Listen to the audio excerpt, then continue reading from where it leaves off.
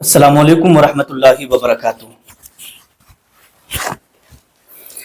मेरे प्यारे अजीज दोस्तों, आइएगा आज मैं इस वीडियो के अंदर आपको बताने के लिए जा रहा हूं कि ये 3 काम करने वाले के पास कभी भी पैसों की कमी नहीं रहती है, यानी दौलत की कमी नहीं रहती है।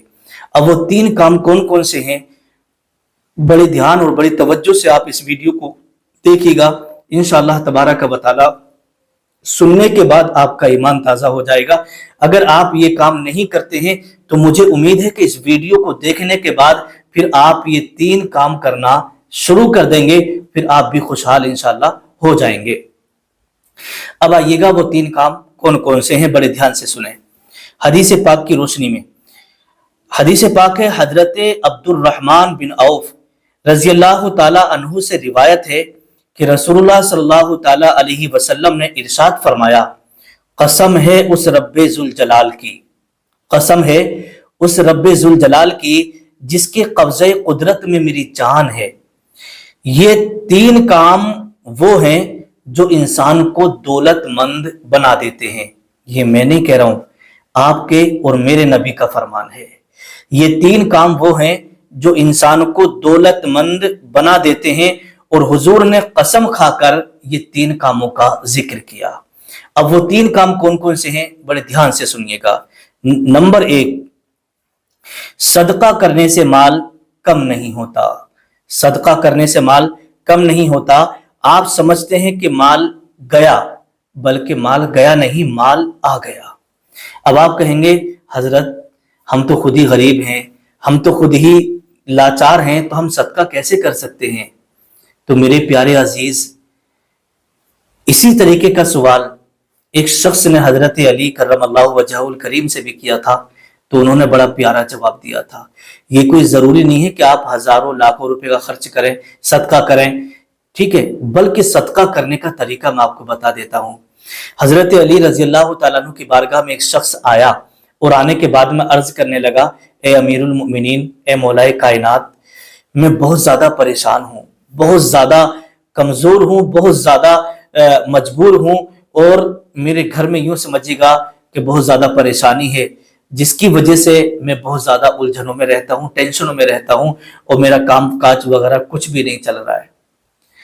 तो जब हजरत अली रज़ी अल्लाह तआला अन्हु ने इतना सुना, तो सुनने के बाद में फरमाया, ए मेरे प्यारे, जाओ और सदका करो। क्या करो? सदका करो।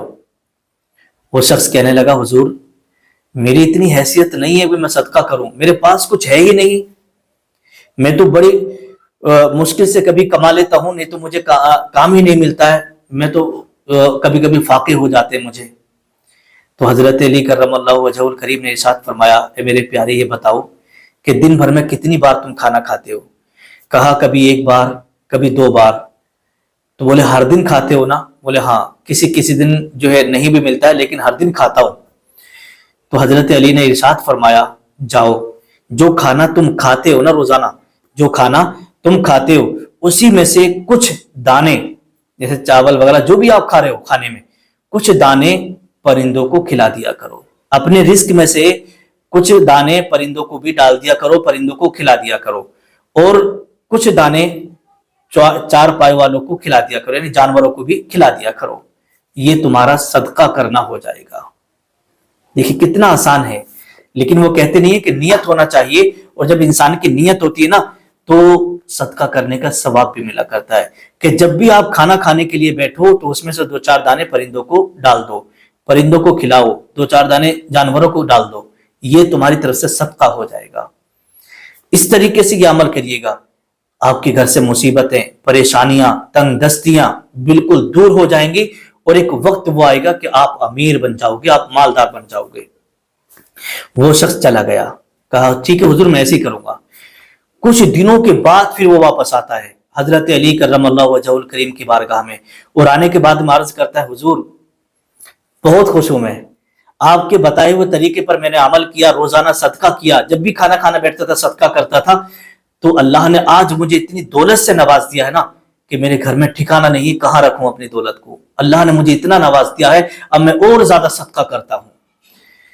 तो देखा मेरे प्यारे इस्लामी भाइयों, इस्लामी बहनों, अगर आपके पास कुछ भी नहीं है तो जो चीज आप खा रहे हैं ना, उसी में से एक लुकमा किसी को खिला दो, परिंदों को डाल दो, जानवरों को खिला दो, ये तुम्हारी तरफ से सदका करना हो जाएगा। ये कोई जरूरी नहीं है कि आप 100 रुपए का, 50 रुपए का, 1000 रुपए का, 500 रुपए का सदका करें। नहीं, अगर आप रास्ते से जा रहे हैं और अगर आपको कोई मिल गया तो सलाम करो। सलाम करना ये भी सदका है। आप रास्ते से जा रहे हैं और रास्ते में पत्थर वगैरह पड़ा है, आपने उठा करके एक तरफ रख दिया तो सदका करने का आपको सवाब मिलेगा। कोई रास्ते से जा रहा था, आपने उसको रास्ता बता दिया तो आपको सदका करने का सवाब मिलेगा। तो ये तमाम चीजें हैं, ठीक है, तमाम चीजें हैं, सदका करने का सवाब मिलेगा। लेकिन आप नियत बना लीजिएगा कि मुझे ये काम करना है तो आपको सदके का सवाब। तो पहली चीज क्या बताई हुजूर सल्लल्लाहु अलैहि वसल्लम ने, क्योंकि बहुत सारे लोग ऐसे होते हैं ना, आके कमेंट करते हैं, यार हजरत आप तो ऐसी चीज बता रहे हैं कि सदका करो, हमारे पास पैसा ही नहीं है, हम क्या सदका करेंगे। तो इसलिए मैंने उनको ये रिवायत सुनाई है हजरत अली की। मुझे उम्मीद है इस पर आप अमल जरूर करेंगे और फिर आप कोई एतराज भी नहीं करेंगे। सदका करने से माल कम नहीं होता। आप समझते हैं कि माल कम हो गया, नहीं, बल्कि आका फरमाते माल आ गया, माल आ गया। हुजूर ने इरशाद फरमाया कि जब भी फैसला करने की बात आए तो ईमान पर फैसला करना, अकल पर कभी फैसला मत करना। इसका मतलब क्या होता है, यूं आप समझ लें, जैसे कोई मोहताज, कोई गरीब, कोई मिस्कीन आपके पास आया और आपके पास आने के बाद में कहा कि मुझे 10,000 की जरूरत है, आप मुझे 10,000 रुपए दे दीजिएगा। तो अकल आपकी कह रही है कि मत दे, और आपका ईमान कह रहा है कि दे दे, परेशान है, मजबूर है, रो रहा है, और उसकी परेशानी का आपको मालूम भी है। तो अगर आपने अकल के मुताबिक फैसला कर लिया तो फिर समझ जाइएगा कि आपको वो दौलत मिलने वाली नहीं है।